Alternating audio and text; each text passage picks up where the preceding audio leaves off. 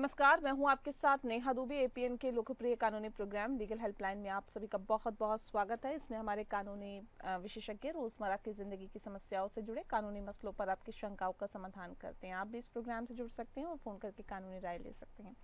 आज हम आपको महिलाओं के अभद्र चित्रण से जुड़े हुए कानूनी जानकारी देंगे और इस विषय पर तफसील से जानकारी देने के लिए इस वक्त हमारे साथ कानूनी विशेषज्ञ और अधिवक्ता बबीता झा जी जुड़ गई हैं। बबीता जी, बहुत बहुत स्वागत है आपका। जी हाँ, तो बबीता जी हमारे साथ जुड़ गई हैं। बबीता जी आपको देंगे विस्तार से जानकारी, और अगर आपका भी कोई सवाल है तो आप हमें कॉल कर सकते हैं। टीवी स्क्रीन पर नंबर फ्लैश हो रहे हैं, 012061279337 पर कॉल करिए या फिर 012061279338 पर भी आप हमें कॉल कर सकते हैं। विषय बहुत महत्वपूर्ण है, महिलाओं से जुड़ा हुआ ये मसला है और महिलाओं के जो चित्रण है उससे जुड़ा हुआ मसला है।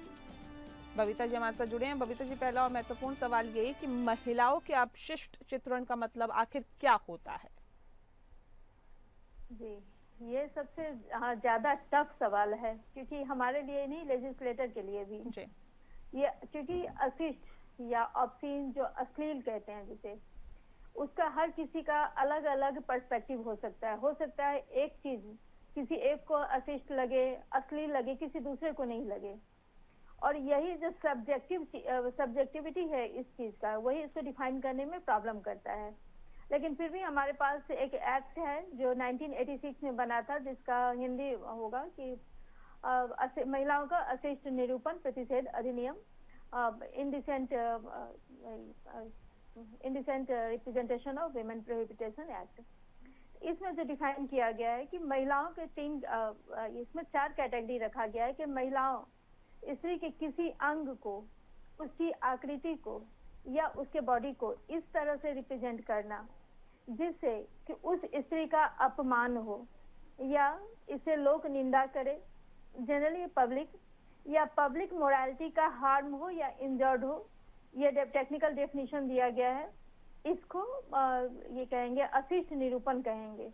यहाँ पर एक चीज और है कि यहाँ पर स्त्री का निरूपण होना चाहिए, लेकिन जो कर रहा है वहां पर पर्सन वर्ड यूज है, यानी कि निरूपण करने वाला स्त्री पुरुष दोनों हो सकता है, लेकिन ये जो जिसका निरूपण किया जाएगा वो स्पेसिफिकली स्त्री के लिए है ये एक्ट।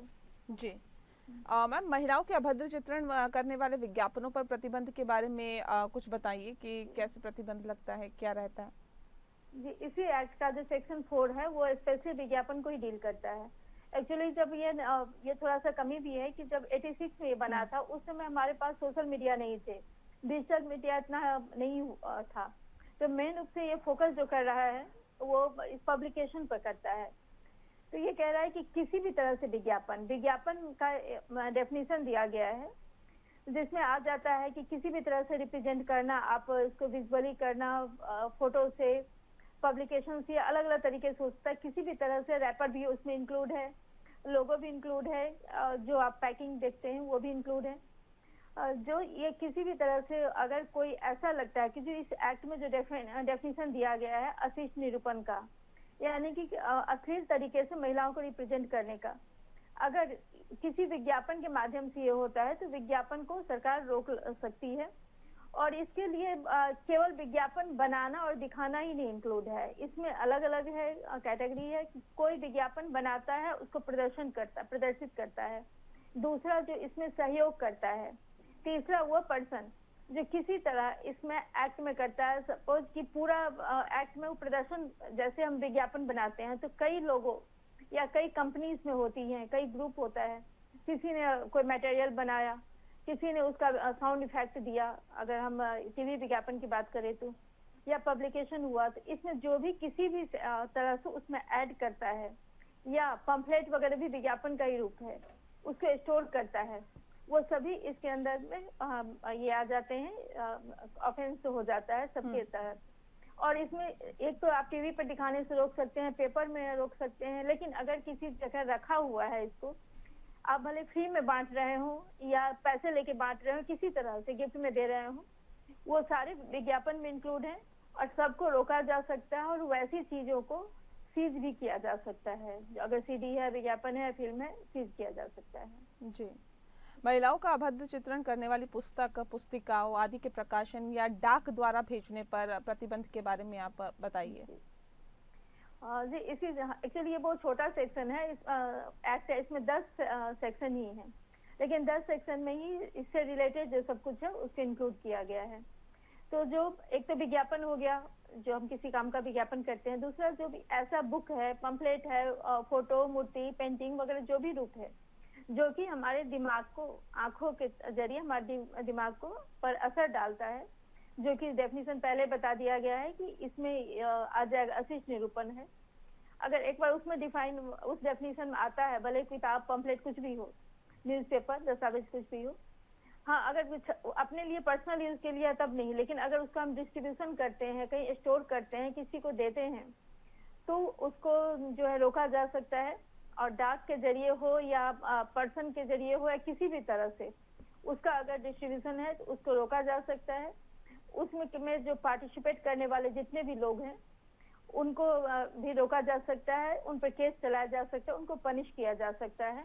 और ऐसी जो भी सामग्री है उसको पुलिस जो है तो या पुलिस जो भी इसका अथॉरिटी है, जो भी ऑफिसर है, उसको सीज करके रख सकता है और वो सीजर में चला जाएगा। ऐसे कुछ भी चीजें, कुछ एक्सेप्शंस है, लाइक मंदिर के जो मूर्तियां हैं कुछ एक्सेप्शंस है, लेकिन एक्सेप्शन के बाद जो भी हैं वो सारी इसमें इंक्लूड हो जाएंगी।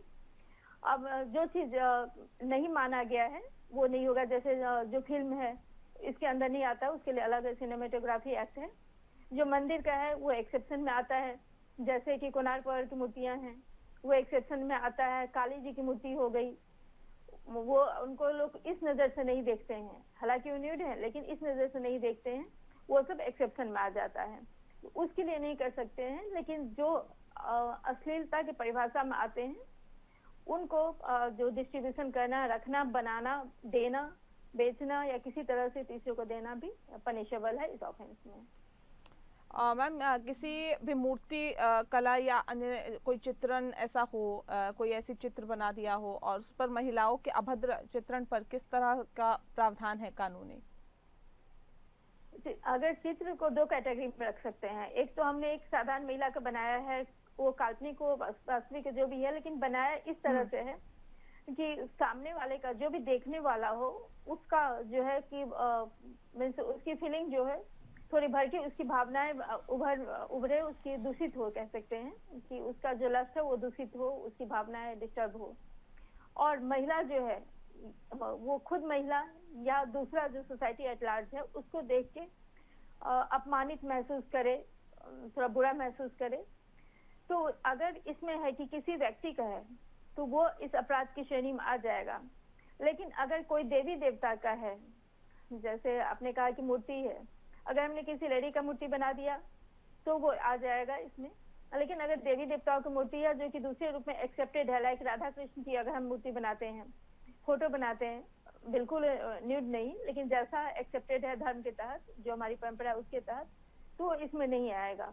इसलिए अगर मूर्ति साधारण मूर्ति है, पेंटिंग है, कला है, साहित्य है, उसको एक्सेप्शन में माना गया है अगर वो एक्सट्रीम नहीं हो तो। जैसे कि हमारे देवी देवताओं का किसी प्रसिद्ध चित्रकार ने कर दिया था न्यूड पेंटिंग, तो वो हो जाएगा वो, लेकिन वो धर्म के तहत अपराध में आएगा। अदरवाइज जो है कि इसको थोड़ा सा लिबर्टी दी गई है कि साहित्य में, कला में आप उसको कलात्मक तरीके से प्रेजेंट कर सकते हैं।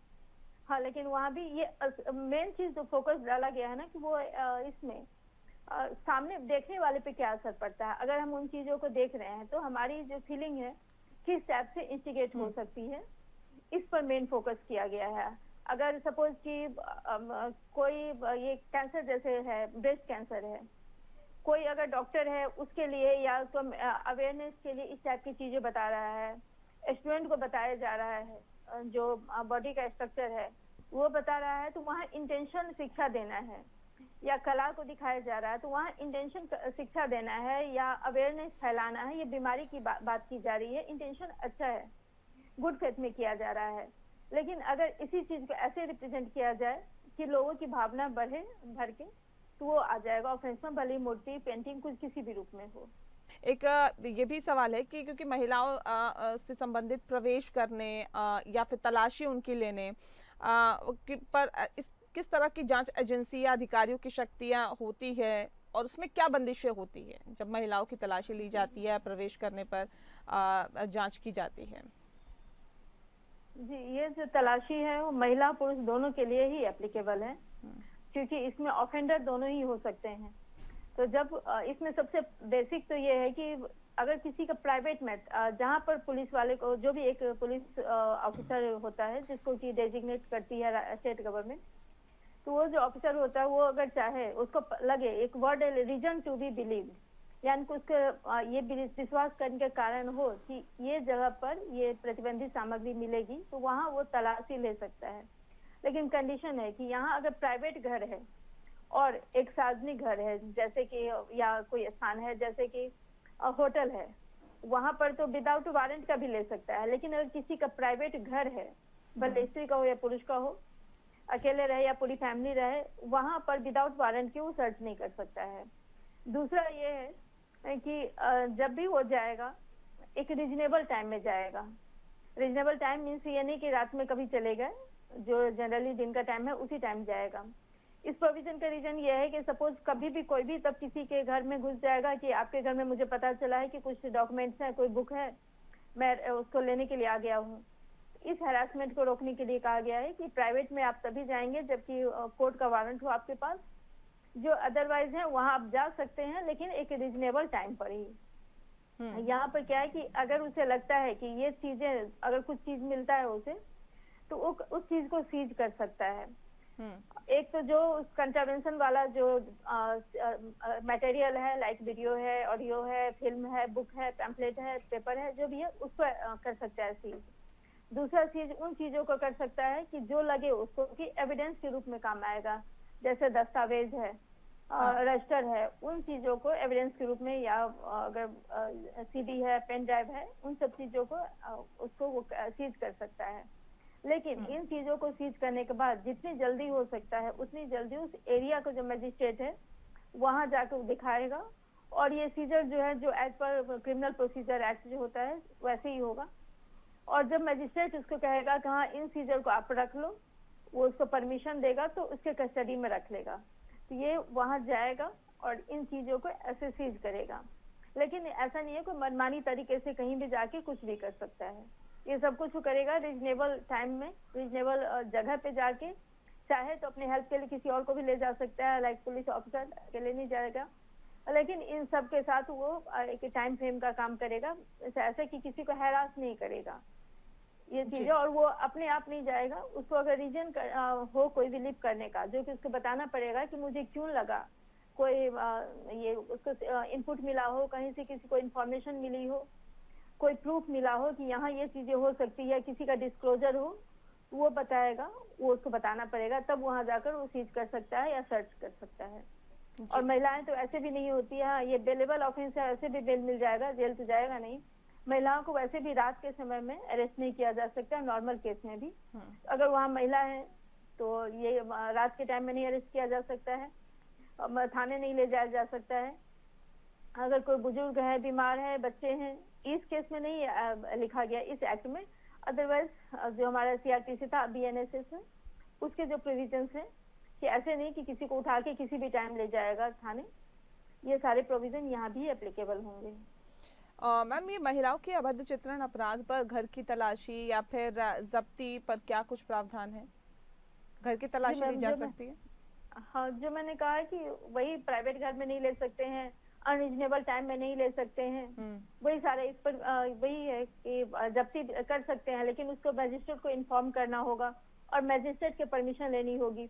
वो सीजर मेमो बनाना होगा कि उस जगह से उन्होंने क्या क्या लिया, और वो गवाह का हस्ताक्षर लेना होगा। ये सारे प्रोविजन उस पर एप्लीकेबल होंगे। विज्ञापन और पुस्तकों के जरिए महिलाओं पर अभद्र टिप्पणी या फिर अभद्र चित्रण करने वालों पर जुर्माना का क्या कुछ प्रावधान रहता है? जी, इस एक्ट में जुर्माना और जो जेल का प्रोविजन है दोनों ही है। हालांकि जुर्माना थोड़ा कम है, इसलिए क्रिटिसाइज किया जा रहा है। लेकिन इसमें जो जुर्माना है, पहली बार इसको ऑफेंस के दो कैटेगरी में बांटा गया। अगर पहली बार हुआ है और उसके दूसरे या उसके बाद हुआ है, तो पहली बार अगर कोई अपराध करता है तो उसको 2 साल तक की, मिनिमम नहीं बताया गया, 2 साल तक की सजा और 2000 रुपए तक का जुर्माना हो सकता है। लेकिन अगेन अगर ये अपराध किया जाए दूसरी या अधिक बार, तो ये सजा यहाँ मिनिमम भी बताया गया, कम से कम 6 महीना, अधिक से अधिक 5 साल। और ये सजा जुर्माना जो है वो पहले 2000 था, वो मिनिमम 10,000 हो जाएगा, जो कि 1 लाख रुपए तक बढ़ाया जा सकता है अगर इस टाइप के अपराध के लिए। जी, ठीक है। ये बताइए कि इस अधिनियम के अधीन कोई अपराध अगर किसी कंपनी द्वारा किया जाता है तब क्या होता है? इस कंडीशन में क्या कानूनी प्रावधान रहता है? जी, ये साधारण है कि हमारा जनरल लॉ है कि अगर कंपनी कोई ऑफेंस करती है और ऐसा ऑफेंस करती है जो कि पर्सन द्वारा किया जा सकता है, तो उसके जो इंचार्ज होते हैं वो एप्लीकेबल, वो इसके लिए लाइबल होते हैं। तो यहाँ भी यही एप्लीकेशन इसी कॉन्सेप्ट का है। अगर कंपनी कोई अपराध करती है तो उस समय जिसमें अपराध हुआ है उस कंपनी के जो भी इंचार्ज ऑफिसर हैं या जो भी रिस्पॉन्सिबल पोस्ट पे हैं, डायरेक्टर हो गए, सेक्रेटरी हो गए, पार्टनर हो गए हैं, सभी को इसमें लायबल बनाया जाएगा, उन पर केस चलेगा। जी। अगर इसमें बस 2 कंडीशन है कि वो ये बात सिद्ध कर दे कि उन्होंने अपने तरफ से रोकने का पूरा प्रयास किया था या उनके नॉलेज में नहीं था। अगर लापरवाही से, ध्यान नहीं होने के कारण अगर अपराध होता है तो वो पनिशेबल है, दंडनीय है वो सारे अधिकारी। बहुत शुक्रिया आपका बबीता जी, आपने बहुत ही विस्तार से इस केस से संबंधित जानकारी, इस विषय से संबंधित हमें जानकारी दी। इसके लिए आपका बहुत बहुत शुक्रिया। इसी के साथ लीगल हेल्पलाइन में फिलहाल के लिए इतना ही। मुझे दीजिए इजाजत। नमस्कार।